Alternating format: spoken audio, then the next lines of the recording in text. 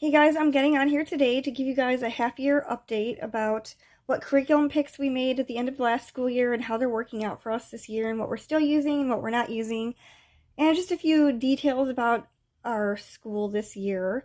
And this is going to be for my 7th grader. I'm going to make a separate video for my 9th grader. So I'm going to start with my update on math. We're using CTC this year. So the end of last year, my son was using CTC math because he kind of finished up his regular Easy Peasy curriculum for the year. And I had picked out Easy Peasy Pre-Algebra for him. He told me that he really likes CTC and he just wants to stick with that. So we are sticking with CTC, and we never even opened our Easy Peasy Pre-Algebra. And the CTC is working really well for him so far. He's like almost at 100% for his grades. And he just understands how to solve the pre-algebra equations just from watching the videos. And I do sit with him sometimes and explain things a little bit further to him. So for us, math is not completely hands-off. So language arts for my 7th grader has probably been the most difficult subject this year. So we started with Easy Peasy Language Arts, and we have been using that the whole year. And that has not been an issue at all. So for language arts, I had selected the Easy Peasy 5th reader to go along with the language arts curriculum as his additional reading, and we ran into a few problems with this. The main problem was I placed him in this level because I thought he would like the books, and I thought the lessons were not too long for him. The length is just fine.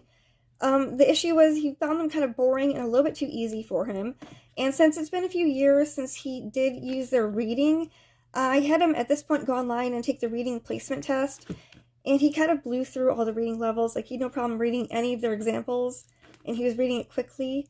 I think the issue was he just found this a little bit boring. So I went up a level, and I got him the 6th level, and that didn't really work either for him. So we had to switch that up a little bit. He's been reading through this book. He finished it. It's a really old-fashioned American history book, and he found this to be exciting and interesting. And I've been supplementing with some other short stories that I found online. And he's also been reading some recommended literature from the Guest Hollow Geography and the Guest Hollow Anatomy.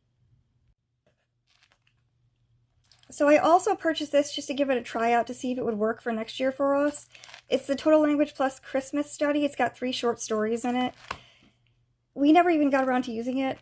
He said that he really wants to do another Harry Potter book study for Christmas time this year. So I'm going to set it aside. We may end up using it next year. Just looking through the sample, it looks like there's a lot of repetition in here, and I don't know if repetition is going to work very well for him. But what we are doing just for the month of December right now is the next Harry Potter book. It's The Half-Blood Prince, and it's chemistry this time. So there are 2 chemistry books, and there have been so many science experiments with it. And to add to this, we've been doing a lot of cooking for the Harry Potter book study.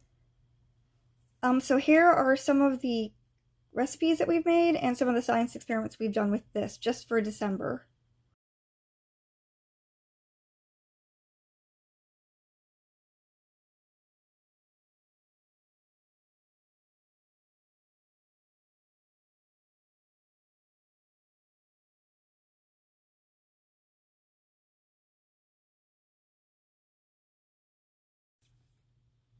So just to switch things up when he's working through the Easy Peasy Language Arts 6 is every once in a while we'll do some lessons from Intermediate Language Lessons by Emma Searle.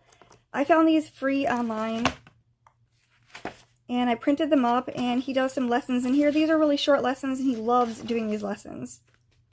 They're very open-ended, and you can kind of turn them into whatever you want, and there's a lot of creative writing. And he's also still working on Catch On to Cursive. He's going to be finishing it this year. And it's still a great success for him, and he loves hearing the stories about fishing in here. For science this year, I had picked Guest Hollow Junior Anatomy, and it's working out really good. My one thing is I feel like some of it's a little bit too easy for him, but I felt like their high school anatomy would have been way too difficult. So it's going well for him, and he's really enjoying learning about anatomy. He would like to be a medical doctor someday. So this is a really good match for him. This is the main spine for Blood and Guts, and we're reading through it. Some of the reading is a little bit boring, and some of the science experiments are kind of a fail, so I've been adding a few experiments myself. Some of the ones in here are pretty fun. He's reading Follow My Leader, which is a recommended literature book for this, for the anatomy, and he's enjoying this book a lot, so that's a hit. He has made the skeleton as part of the anatomy, and after we made this, he told me that he doesn't really want to do any more cut and paste craft projects. Being in 7th grade, I feel like I shouldn't have to make him do it if he doesn't want to. So rather than doing these crafty projects, he's been watching extra videos on YouTube, and he is reading a few extra books that I found. So for geography, I had picked the Guest Hollow geography for the junior geography, not the high school one. And that's going really well too. He's learning a lot, and I feel like there's a good mix of videos and activities and stuff. And we've been making recipes to go with it. I added universal yums to go along with it, which each month it comes with a different country, different snacks to try, and booklets, a map. And that's going pretty well. And for literature, they recommended reading Heidi, so he did read that to go with it. And there's one thing I've added to it. There's a free homeschool curriculum called Under the Home, and they have some really good map work on there. It's in their 5th grade geography section, but I feel like the map work is really useful for him. So I made a booklet with all the map work. And when we get to the country, he goes through it, have it matched up. And then also in my booklet, I've attached some of the Guest Hollow printed activities. That's for India. It's a Guest Hollow printed activity. Some more maps.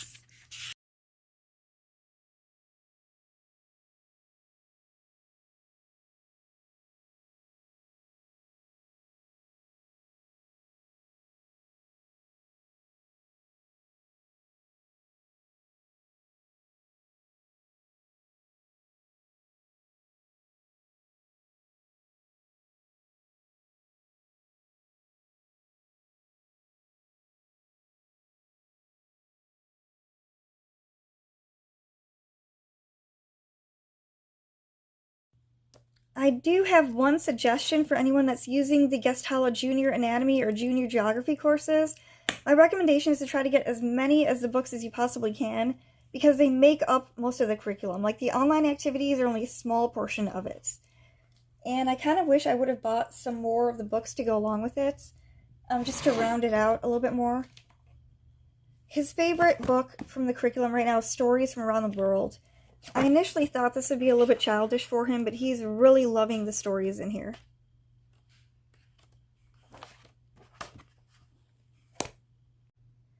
So that's just a little overview about what's worked and what hasn't worked this year. So pretty much everything has been going really smoothly. I love Guest Hollow. The CTC math has been going good. We just didn't even get around to opening the Easy Peasy math to give it a try. And the language arts has been pretty smooth. We're going to stick with the Easy Peasy language arts for the remainder of the year. So if you need a closer look at any of these curriculums, just let me know with the comments down below, and I will see if I can do a video for you. Bye!